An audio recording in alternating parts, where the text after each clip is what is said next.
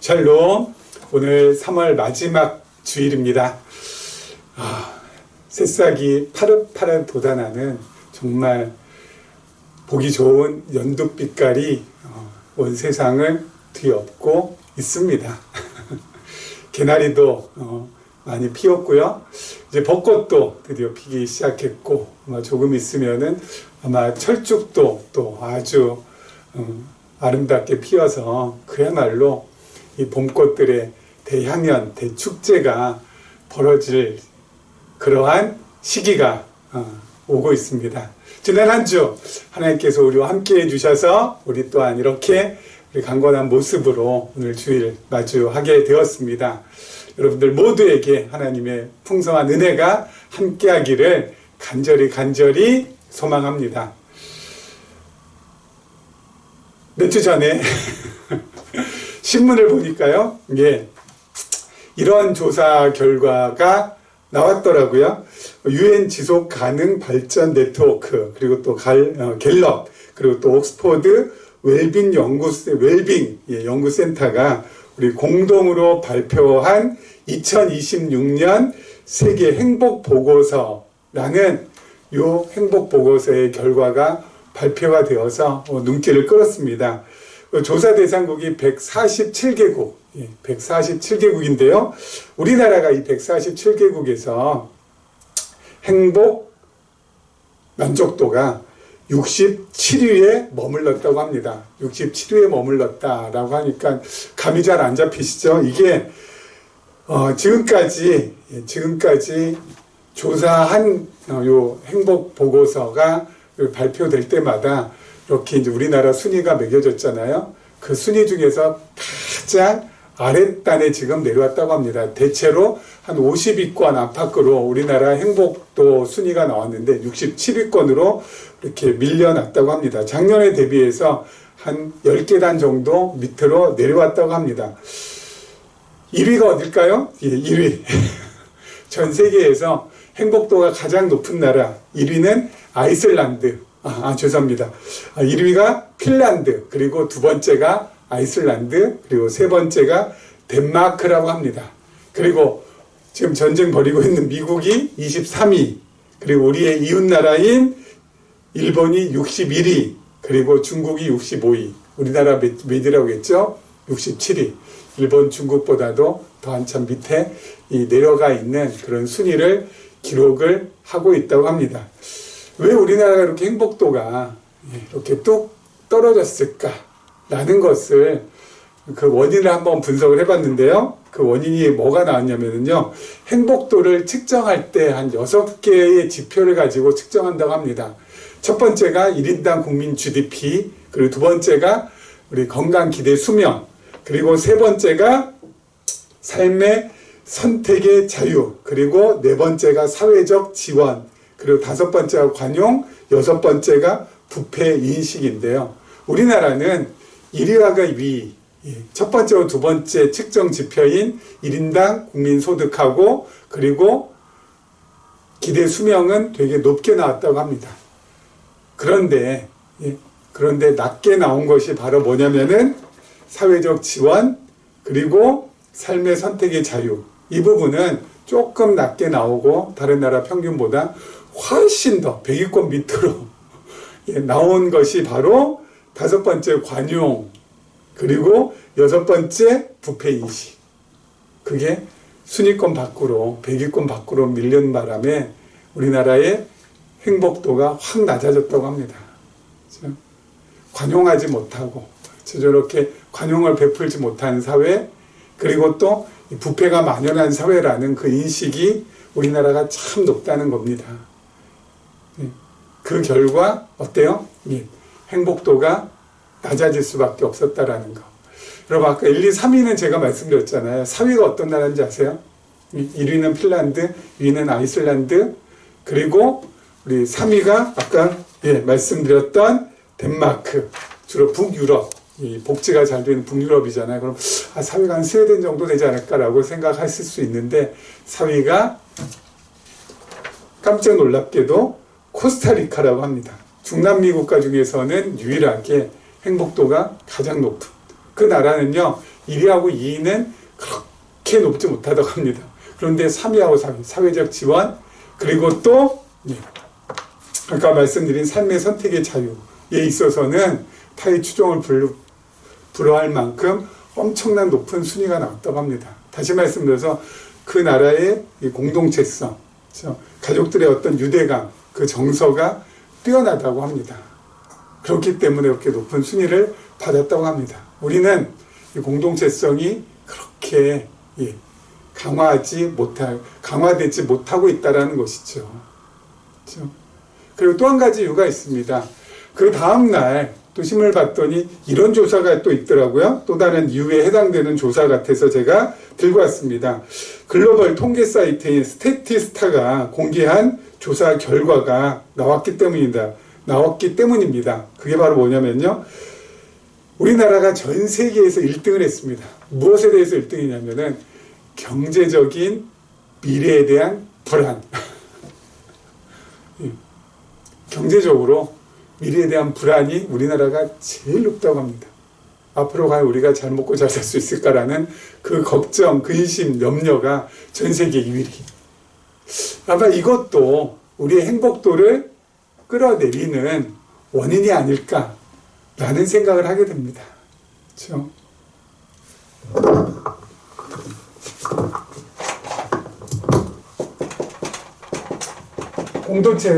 공동체성 약화. 그리고 두 번째 뭐예요? 미래에 대한 불안. 이 두 가지가 뭘 끌어내려요? 우리의 행복도를 끌어내리는 가장 큰 원인 중에 이 두 가지가 손에 꼽힌다고 저는 확신합니다. 그런데 여러분, 이 두 가지는 믿음 안에서, 신앙 안에서 잘 극복할 수 있는 부분이죠. 여러분, 교회라는 곳은 제가 늘 말씀드리잖아요. 그렇죠? 머리 대신 그리스도, 그리고 그의 지체인 우리가 있잖아요. 그렇죠? 우리는 지체입니다. 그렇기 때문에 교회라는 곳은 공동체 그 자체라고 할 수가 있습니다. 머리 대신 그리스도. 우리는 전부 다 그의 팔, 다리, 아무튼 가슴, 전부 다. 우리는 그의 지체잖아요.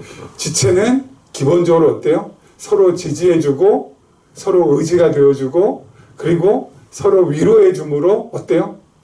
지체는 살아갈 수가 있습니다. 지체가 서로 분열되고, 서로 갈등하고, 서로 싸운다면은 그것은 어때요? 살아갈 수가 없는 것이죠. 기본적으로 지체는 오른손이 아플 때 왼손이 어때요? 지지해주고 위로해주고 그리고 부추겨주고, 그리고 오른발이 아플 때 어때요? 왼다리가 오른다리 대신해서 어때요? 대신 걸어가지고, 그렇죠? 그렇게 서로 어때요? 도와주고 격려해주고 지지해줄 수밖에 없는. 그래서 교회는 그 자체가 공동체라고요. 그렇죠? 그렇기 때문에 여러분, 믿음 안에서, 신앙 안에서 얼마든지 극복할 수 있습니다. 서로 지지해주고 칭찬해주고 격려해주고, 그렇죠? 언제나. 그리고 또 하나, 미래에 대한 불안 역시 어때요? 얼마든지 믿음 안에서 해결하고 극복할 수 있는 것이죠. 그렇죠? 늘 말씀드리잖아요, 제가. 우리는 미래에 대해서 불안할 필요가 없다고요. 왜요? 지나온 것에 대해서는 우리는 늘 뭐 해야 된다고요? 감사해야 된다고. 그리고 현재의 삶에 대해서는 늘 어떻게 해야 된다고요? 자족해야 된다고요. 그렇죠? 자족해야 된다고. 그렇죠? 그렇지 않습니까? 왜요? 모든 것이 전부 하나님의 은혜이기 때문에. 지나온 것도 하나님의 은혜의 결과예요. 지금 내가 살고 있는 지금 현재도 어때요? 하나님의 은혜의 결과예요. 그렇기 때문에 없는 것에 대한 불만보다는 현재 있는 것에 대해서 자족할 줄 알아야 된다고. 하나님의 은혜의 결과로 나에게 베풀어 주신 현재의 상태가 가장 어때요? 하나님의 은혜 최상 것이기 때문에. 앞으로는 어때요? 앞으로 어떠한 어려움이 온다 할지라도, 어떠한 시련이 온다 할지라도, 어떠한 고난이 온다 할지라도, 어떠한 시험이 온다 할지라도 뭐가 있어요? 우리에게는 반드시 피할 길이 주어진다라는 확신이 있습니다. 그래서 미래가 불안하지 않고, 왜요? 피할 길 하나님께서 만들어주시니까. 어떻게 할 수 있어요? 첫 번째는 하나님께서 그렇게 우리에게 약속해 주셨으니까. 두 번째는 우리의 과거의 경험을 통해서 확인받을 수 있으니까. 그리고 과거에도 우리가 어때요? 힘 안 든 적 없잖아요. 어려운 적 없잖아요. 그렇죠? 쉬운 적 있습니까? 다 어려웠고 평탄한 적 있었습니까? 아니요. 언제나 울퉁불퉁했잖아요. 그럴 때마다 그 모든 것들 어때요? 자, 이렇게 가게 하시고 저렇게 가게 하시고 이쪽으로 피하게 하시고 저쪽으로 피하게 하셔서 우리가 여기까지 왔잖아요. 그렇죠? 그렇기 때문에 앞으로도 하나님께서 어때요? 그렇게 우리 이끌어 주실 것이다. 전쟁 중에도, 물가가 올라가는 중에도, 먹고 살 길 막막한 중에도 뭐예요? 반드시 피할 길 열어주신다. 그래서 나로 하여금 이 땅에서 살 마칠 때까지 하나님의 안위하심과 보호하심과 이끄심 가운데 있게 하실 것이다 라는 그 확신 때문에 어때요? 먹고 살 것에 대한 미래에 대한 불안 떨쳐낼 수가 있는 것이죠. 그렇죠? 믿음 안에서 어때요? 이거 전부 다 해결 가능한 것이고, 그렇기 때문에 뭐예요? 정말 하나님의 자녀라면은 행복할 수밖에 없는 겁니다. 그렇지 않아요? 하나님의 자녀는 기본적으로 어때요? 행복한 삶을 구가해야 된다고요. 이거 염두에 두시면서 오늘 말씀을 통해서 또 하나님의 은혜를 우리 마음에 담았으면 합니다. 자, 보도록 하겠습니다. 요한복음 12장이죠. 1절입니다. 어떤 병자가 있으니 이는 마리아와 그 자매 마르다의 마을 베다니에 사는 나사로라. 이 마리아는 향유를 주께 붓고 머리털로 주의 발을 닦던 자요, 병든 나사로는 그의 오라버니더라. 이에 그 누이들이 예수께 사람을 보내어 이르되 주여 보시옵소서 사랑하신 자가 병들었나이다 하니 예수께서 들으시고 이르시되 이 병은 죽을 병이 아니라 하나님의 영광을 위함이요 하나님의 아들이 이로 말미암아 영광을 받게 하려 함이라 하시더라. 예수께서 본래 마르다와 그 동생과 나사로를 사랑하시더니 나사로가 병들었다함을 들으시고 그 계시던 곳에 이틀을 더 유하시고 그 후에 제자들에게 이르시되 유대로 다시 가자 하시니. 아멘. 자, 그럼 베다니는 예루살렘에서 동쪽으로 한 3km 정도 떨어져 있는 곳입니다. 예수님께서 예루살렘 올라가실 때마다 베다니에 들르셔서 우리 나사로와 또 그의 여동생인 마리아와 함께 대화 나누시고 교제 나누시고 친교 나누시던 곳이 바로 베단입니다. 예수님하고는 어때요? 엄청 친합니다. 마리아와 마르다 그리고 나사로가 예수님 극진히 잘 대접하고 그리고 또 예수님 잘 섬겨드리고 그랬던 곳. 그 베다니에서 소식이 왔습니다. 전갈이 왔습니다. 뭐라고요? 나사로가 아프다고. 나사로 아프다고. 그리고 뭐라고요? 마리아가 그 누이들이 뭐라고 합니까? 그 누이들이 주여 보시옵소서 사랑하시는 자가 병들었나이다. 사랑하시는 자가 병들었나이다. 그렇게만 간결하게 전가를 보냅니다. 저 같았으면 나사로가 지금 죽게 되었습니다. 병들었습니다. 사랑하신 자가 병들었나이다. 전 그렇게 보내지 않아요. 앞에 반드시 뭘 넣습니다. 예수님 그동안 열심히 대접해드렸죠.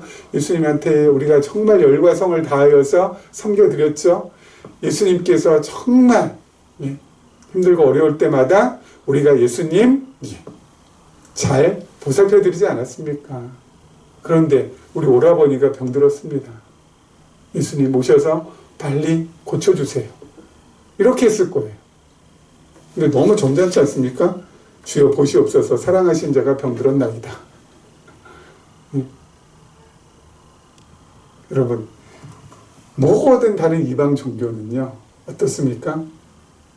자신의 공로, 자신의 정성, 자신의 열심을 먼저 앞세웁니다.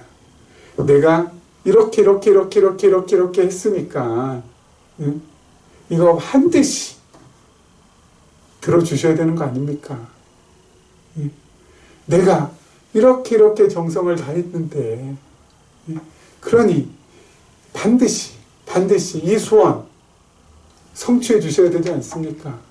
전부 다 이렇죠. 그래서 여러분, 지성이면 뭐라고요? 감천. 이게 왜 나왔겠습니까? 정성을 정말 지극한 정성 들이면 하늘은 어때요? 감동할 수밖에 없으니, 감동한 하늘이 나의 소원 성취시켜 주시고 나의 문제 해결시켜 달라는 거 아니겠습니까? 나의 공로, 나의 열심, 나의 정성을 어때요? 앞세웁니다. 그리고 해결해 달라는 거죠. 그런데 여러분, 기독교는 그렇지 않습니다. 성경은 그렇잖아요. 성경은 어때요? 우리의 정성, 우리의 노력, 우리의 열심, 이것 때문에 뭐를 해주고 안 해주고 결정하는 그게 아닙니다. 제일 중요한 건 뭐예요?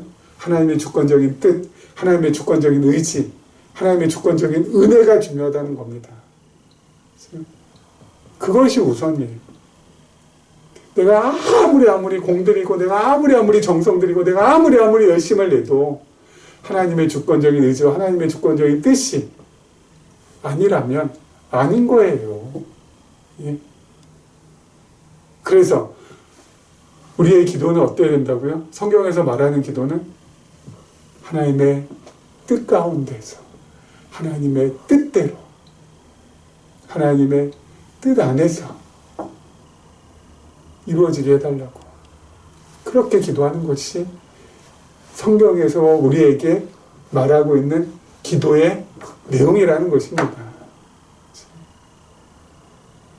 들어줄지 안 들어줄지, 내가 이렇게 노력 많이 하고 내가 이렇게 정성 많이 했는데 안 들어줄 수도 있는 거잖아요. 왜? 하나님의 주권적인 뜻과 하나님의 주권적인 의지와 하나님의 주권적인 은혜가 임하지 않을 수 있으니까. 하나님 마음에 달린 거니까. 주여, 사랑하시는 자가 병들었나이다. 그렇죠? 네. 이거 외에는 그 다음에 뭐가 나와야 되겠어요? 주의 뜻대로 행하시옵소서.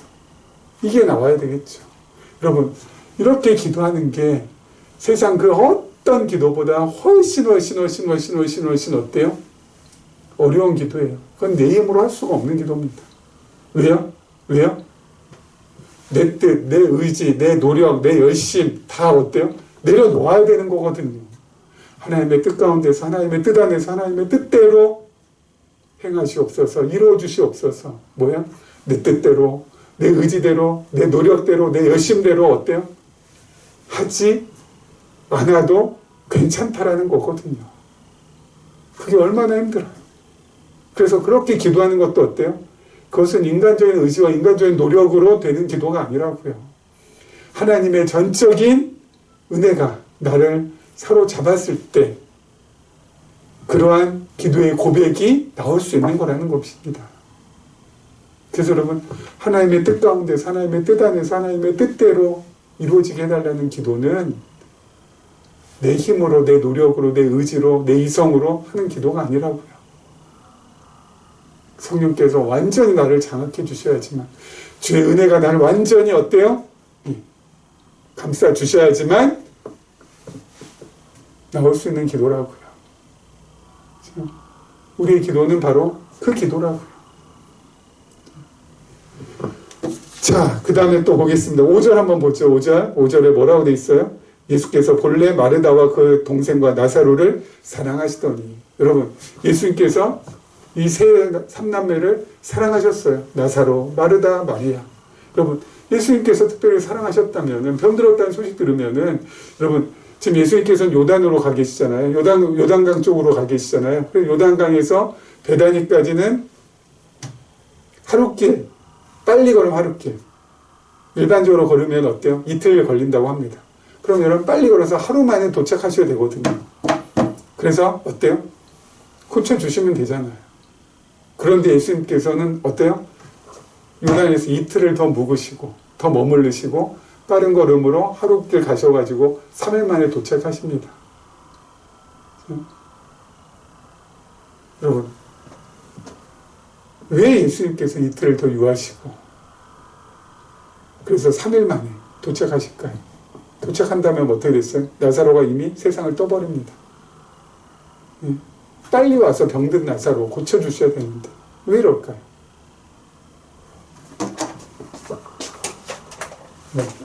이게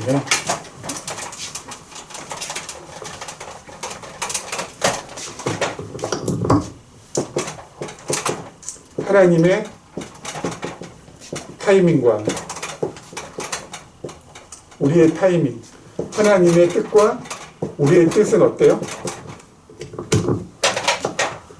달라고, 너무 다르고,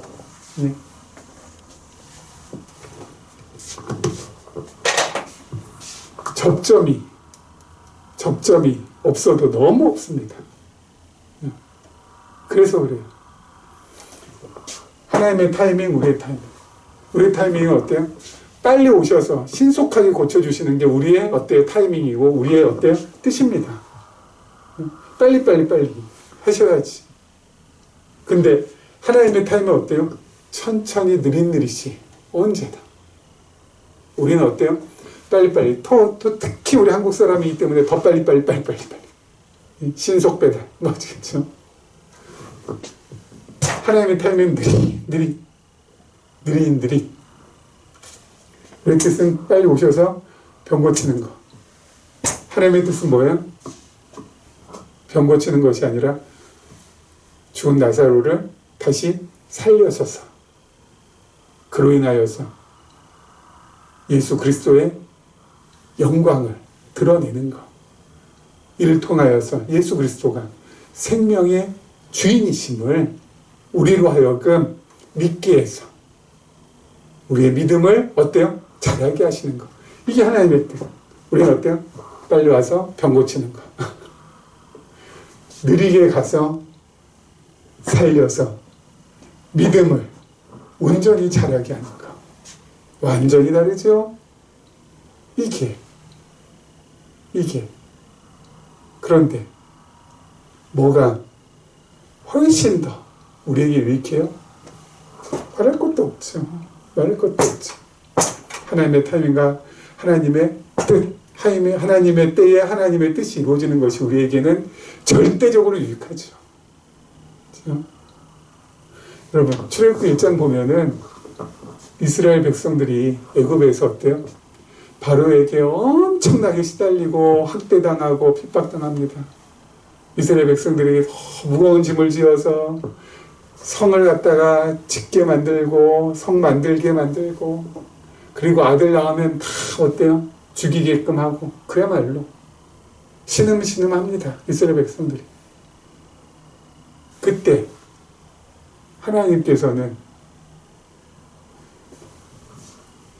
학대받고 힘들어하고 어려워하고 비명지르는 이스라엘 백성들을 위해서 제가 하나님 같았으면은 바로를 갖다 확 그냥 꺾어버리고 그 고된 모든 것으로부터 벗어나게 해주고 싶어요. 근데 하나님은 뭐 하세요? 그때 달랑 하나, 어린아이 하나 태어나게 하십니다. 누구요? 모세. 모세 태어나게 하세요. 사람들이 이거 학대당합니다. 너무너무 힘든 일에 지금 어때요? 지쳐 있습니다. 매일매일 눈물을 쏟지 않으면은 살아갈 수 없는 그러한 삶을 살아갑니다. 그때 하나님께서 하시는 뭐예요? 모세 보내주세요. 모세 태어나게 하신다고요. 태어났어요. 장성합니다. 그러면 20살이나 30살이나 그 정도 됐을 때 아주 뭐죠? 힘있고 패기 넘치고 아주 청춘의 그 시절에 지도자로 세우셔서 출애굽하게 하시면 좋은데 그것도 아니에요. 10년, 20년, 30년, 40년, 50년, 60년, 70, 80 될 때까지 기다리세요. 모세가 80 되어서야 하나님께서 어때요? 모세를 지도자로 부르십니다. 그리고 출애굽을 하게끔 하십니다. 와, 우리는 빨리빨리 신속하게, 하나님 어때요? 천천히 느릿느릿. 그래서 어때요? 그 뜻을 이루어가세요. 만약에 출애굽기 1장에 이스라엘 백성 힘들어서 하나님께서 어때요? 바로를 갖다 꺾어 놓으셨다. 그러면은 그 당시 그 상황 속에서는 좀 잠시 벗어날 수 있겠죠. 몇십 년은.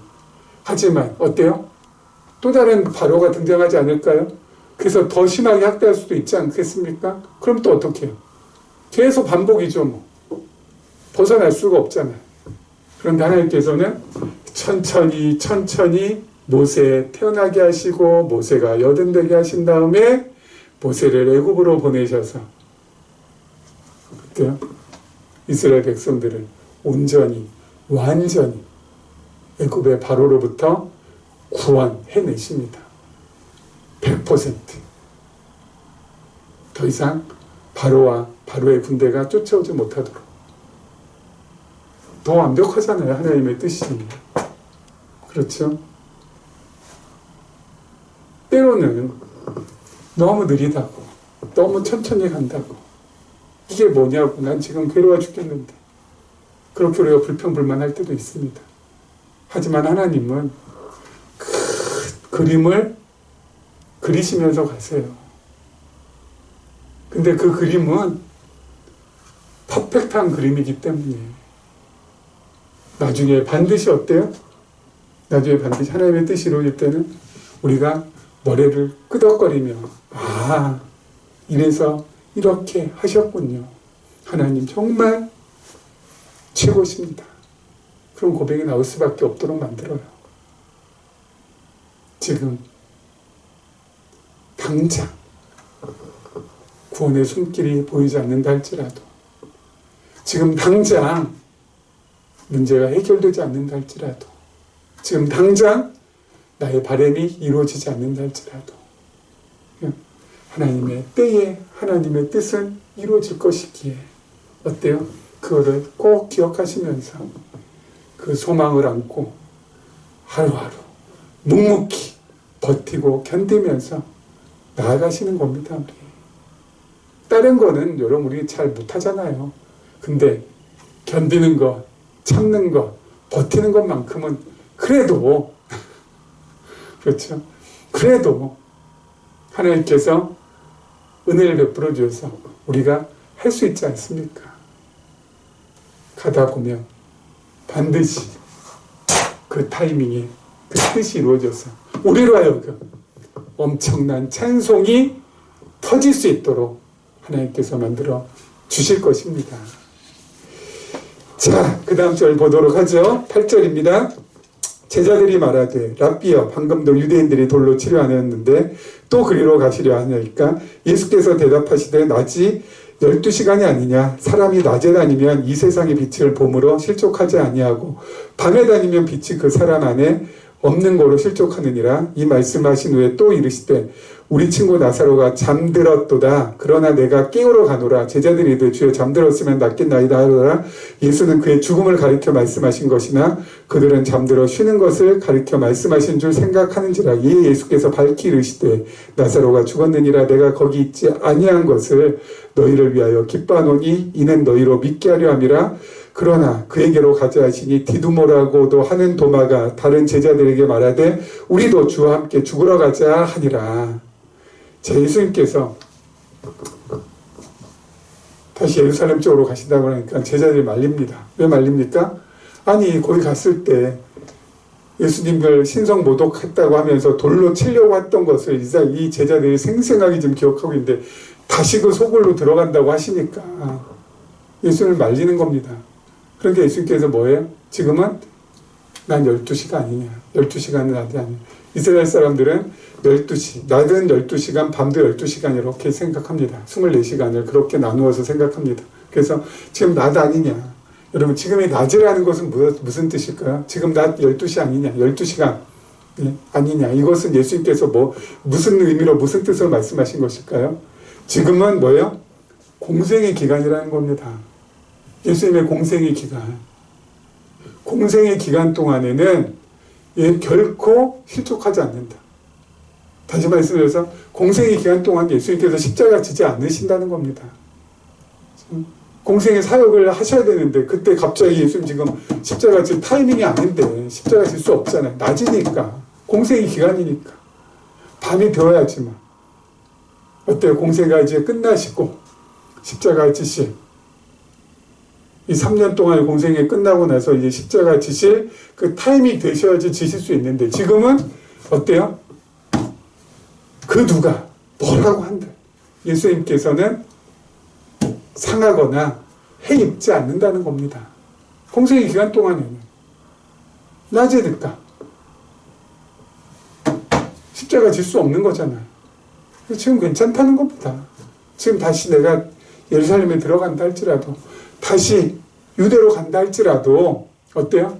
다 해입거나 상하지 않는다라는 것입니다. 밤이 돼야 실족하는 거지. 낮에는 실족하지 않는다. 그래서 여러분 우리에게도 지금 어때요? 낮이죠. 낮이죠. 그렇죠? 우리에게도 분명히 낮이지. 예수님께서 낮에 뭐 하셨습니까?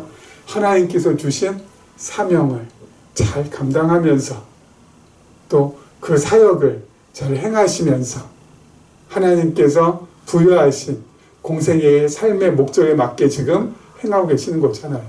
우리도 지금 어때요? 아직 밤 아니잖아요. 우리 안 죽었잖아요. 낮입니다. 우리도 어때요? 하나님께서 주신 목적에 잘 부합해서 살면 되는 겁니다. 하나님께서 우리에게 이 땅에 왜 살라고 보내주셨습니까? 우리가 왜 이 땅에 살아야 됩니까? 우리의 목적 뭐예요? 하나님 잘 배우고 그렇죠? 마스터링하고 그리고 그 하나님을 잘 쉐어링하고 이웃들과 나누고 그리고 우리의 후대에 잘 물려두기 위해서 그렇죠? 이래서 우리가 하나님께서 우리를 이 땅에 살게끔 만드신 거 아닙니까? 요거 하면서 살면 돼요. 요거 하면서 잘 배우고 잘 나누고 잘 물려주면서 누구를? 내가 깨달았던 하나님, 내가 경험했던 하나님을 그렇죠? 그리고 여러분 우리 기쁨의 교회가 10년 넘으면서 우리 계속해서 하나님의 말씀을 지금 여태까지 강론해 오지 않았습니까? 창세기도 했었고 갈라디아서도 했었고 에베소서도 했었고 마태복음도 했었고 전도서도 했었고 다니엘도 했었고 그렇죠? 기쁨의 TV에 보면은 그 동영상들이 쫙 올라가 있잖아요. 여러분 창세기를 보시거나 다니엘을 보시거나 또는 마태복음 보시거나 갈라디아서를 보시거나 에베소서를 보시거나 보세요. 읽으시면서 잘 이해가 되지 않는다. 이거 잘 뭔지 모르겠다. 그러면은 그 영상을 다시 찾아보시면 돼요. 그 영상에 제가 지금 우리 요한복음 좀 하고 있지 않습니까? 이 요한복음도 읽으실 때마다 이 영상 계속 보시면 돼요. 김 목사가 어떻게 해석을 했나? 계시적 관점에서는 어떤 식으로 이 말씀이 해석이 되어지나? 라고 여러분들이 어때요? 읽으시면서 막히는 부분은 영상 보시고 그러면서 어때요? 스스로 하나님을 잘 배워가셨으면 합니다. 잘 배워가셨으면 합니다.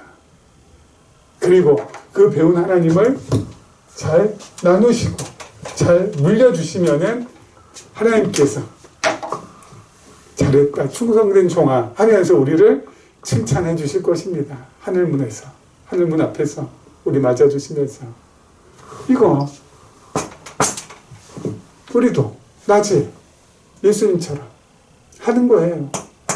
상하거나 해함이 없는 이 낮에. 그렇죠? 그래서 이렇게 살아가는 겁니다. 이게 얼마나 복되고 이게 우리의 삶 정중앙에 딱 어때요? 정중앙에서 이것이 계속 이루어질 때 우리가 얼마나 어떤 막 복되고 행복하고 기쁜지 몰라요. 자, 그 다음 절 보니까요. 예수님께서는 뭐라고요? 나사로가 잠들었도다. 잠들었다고 하십니다. 왜 예수님께서는 예수님 죽었다는 것을 왜 잠들었다고 표현했을까요?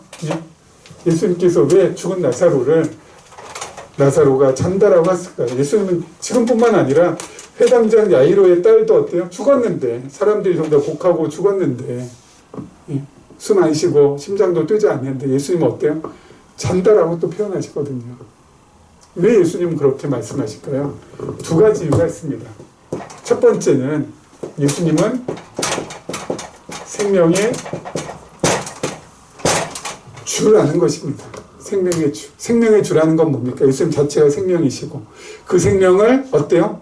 주실 수도 있고 창세기 보면은 아담 만드실 때 우리의 형상을 따라 우리의 모양대로 우리가 사람을 만들자. 우린 누굽니까? 삼일체 하나님. 생명을 주신 분. 흙으로 빚으시고 그 코에 생기를 넣었더니 생명이 된지라. 리빙, 빙, 생명, 살아있는 존재. 생명을 주시는 분. 생명을 주시는 분. 생명의 주라는 것은 뭐예요? 생명을 주시기도 하시고 거두실 수 있는 주인이라는 겁니다. 그 생명이 누구의 손에 달렸다는 거예요? 예수 그리스도의 손에 달렸다는 거예요. 예수님의 손에 달린 거예요. 뭐가요? 생명. 주실 뿐만 아니라 주신 걸 거두기도 하시는 분. 사도행전에 보면 여러분 아나니와 삽비라 어떻게 됩니까? 생명을 거두어 가시잖아요. 성령을 속였다고 하시면서. 생명을 거두기도 하시고 생명을 주시기도 하시고. 그렇죠. 그게 바로 누구라고요? 예수님. 생명을 주시기 때문에 어때요? 거두시기도 하시고 주시기도 하시고. 그렇기 때문에 예수님은 어때요? 그냥 사람이 잠들었다가 다시 깰 수도 있는 것처럼 거두기도 하시고 주실 수도 있는 분이기 때문에 나사로가 죽었다라는 것은 나사로가 자는 거하고 다를 바 없다는 것입니다. 죽은 사람을 다시 살리는 것이나 자는 사람을 다시 깨는 것이나 그것은 예수님 입장에서는 어때요? 같은 거예요. 같은 거. 예수님 입장은 같은 거죠. 자고 있는 사람 깨우는 거나 죽은 사람 다시 살리는 거나 생명의 주시기 때문에 생명의 권한을 가지고 계신 분이기 때문에 생명의 주권을 가지고 계신 분이기 때문에 잠자는 사람 깨우는 거나 죽은 사람 다시 살리는 거나 예수 입장에서는 같은 거라고요. 그렇죠. 그래서 예수님께서 뭐예요? 잔다라고 표현하시는 겁니다. 잔다라고. 잔다라고. 똑같은 거니까. 그리고 또 한 가지. 또 한 가지. 바로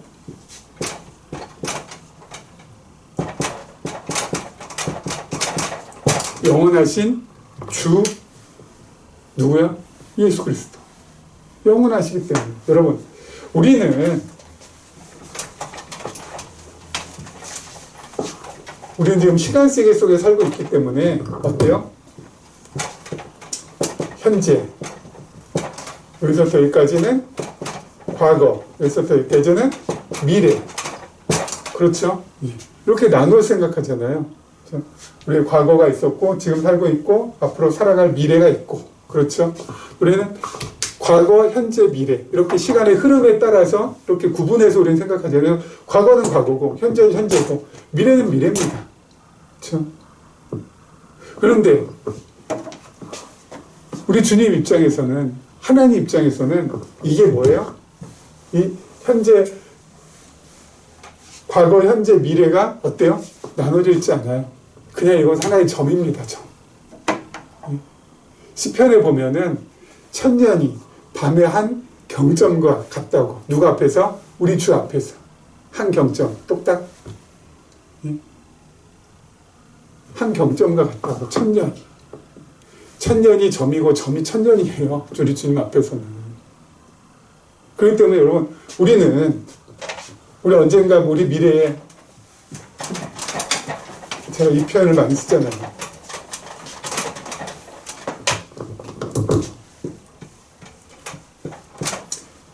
지금 여기 살고 있죠? 우리가 여기 살고 있는데 우리가 언젠가는 전부 다 이 세상의 삶을 마칠 거 아닙니까? 그렇죠? 그러면 예수님께서 이때 다시 재림할 때 우리 어때요? 다시 살아날 거잖아요. 그렇죠? 자, 근데 우리는 이때부터 요때 우리 과거 엄청 긴 역사, 그리고 앞으로도 엄청 길겠죠? 우리는 이렇게 다 길게 보지만 하나님의 관점에서는, 영원한 하나님의 관점에서는 어때요? 이 모든 것이 하나의 점에 불과하다고요. 나머지는 전부 다 뭐예요? 영원이에요, 영원. 영원 속에서는 이 점에 불과한 요것이 어때요? 그냥 잠깐일 뿐이에요. 자, 우리는 내가 이 세상 떠난 다음에 한참 후에 예수님 오시겠지. 그때 내가 다시 깨어나겠지 라고 생각하지만 하나님 관점에서는 뭐 어때요? 우리가 눈 감고 그냥 눈 뜨니까 어때요? 주님 오시는 거예요. 하나님 관점에서는. 예.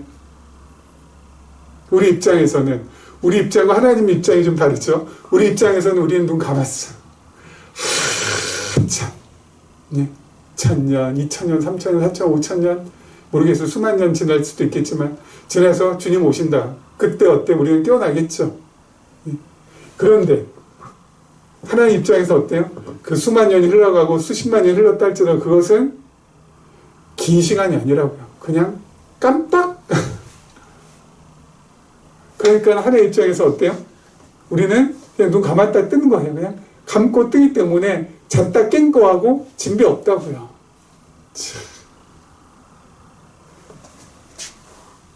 생명의 주 앞에서는 죽음이라는 건 뭐예요? 잠자는 거하고 똑같은 거고 잠잤다 깨는 거. 생명의 주 앞에서는 죽었다 살아나는 것이 잠들었다 깨는 거하고 똑같은 것이고 영원하신 주 앞에서는 어때요? 우리가 죽었다 다시 살아나는 것이 그냥 뭐예요? 눈 감았다 뜨는 거하고 똑같은 것이고 그래서 잔다라고밖에 표현할 수밖에 없는 것이라고요. 참. 우리가 잠자리에 들어갈 때 무섭거나 두렵거나 떨리거나 막 그냥 난 잠 안 잘래라고 바둥바둥 하면서 잠자리에 들어가지 않습니까? 그렇게 들어가나요? 그렇게 들어가지 않잖아요. 편안하게 들어가서 눈 감고 있으면 그냥 잠이 슬슬슬 오잖아요. 그렇죠? 이 세상의 삶을 마칠 때도 마찬가지입니다. 잠자는 거예요. 그래서 우리는 뭐예요? 죽음이 두렵거나 무섭거나 떨리지 않는 사람들이라고요. 이 세상에 있는 그 수많은 사람들 가운데서 죽음이 안 무서운 사람이 누가 있겠어요? 다 무섭지, 다 떨지, 다 두렵지. 하지만 우리는 어때요? 무섭거나 떨지 않는다고요. 왜요? 잠자리 들어가는 거하고 진배 없기 때문에. 죽음을 두려워하지 않는 사람을 성경에서 뭐라고 하는지 아세요? 세상이 감당하지 못한 사람이라고 합니다. 세상이 감당하지 못하는 사람이 바로 우리예요. 세상이 감당하지 못하는 사람의 특징 뭐가 있는지 아세요? 아무리 힘들고 아무리 어렵고 아무리 최악의 상황 속에서도 하나님을 향한 찬송을 올린다든가 바울과 실라 어때요? 옥중에서도 하나님을 향해서 찬송 하나님을 향한 찬송을 그치지 않았어요. 감옥에서 감옥 바닥에서 하나님을 향해서 찬송한다. 이거는 세상에 감당하지 못한 사람 죽음이 두렵지 않은 사람이 할 수 있는 엄청난 삶의 모습이죠. 하박국 선지자 뭐라고 했습니까? 무화과 나뭇잎이 마르고 포도 열매가 없고 감람나무 열매 그치고 논밭에 먹을 식물이 없고 외양간에 소도 없고 우리의 양떼도 없고 그야말로 아무것도 없어요. 아무것도 없어요. 당장 어때요? 그럼 죽을 수밖에 없는 환경이에요. 그런데도 뭐라 합니까? 그럼에도 불구하고 난 여호와를 찬양한다고 찬송한다고 기뻐한다고 구원의 하나님으로 인하여서 즐거워한다고 죽음을 두려워하지 않는 사람 세상이 감당하지 못한 사람이라고 우리가 바로 그와 같은 사람이에요. 아무것도 없어도 최악의 상황이어도 하나님으로 인하여서 기뻐하고 즐거워할 수 있고 그 하나님을 찬송할 수 있는 놀라운 사람이 바로 우리들이라고요. 하나님께서 우리를 이렇게 멋지고 이렇게 아름답고 이렇게 이쁘게 만들어 주셨어요. 살아가시라고요. 그렇게 이런 은혜가 우리 모두에게 함께하기를 3월을 마무리하면서 그 은혜가 넘치기를 주님의 이름으로 간절히 축원합니다.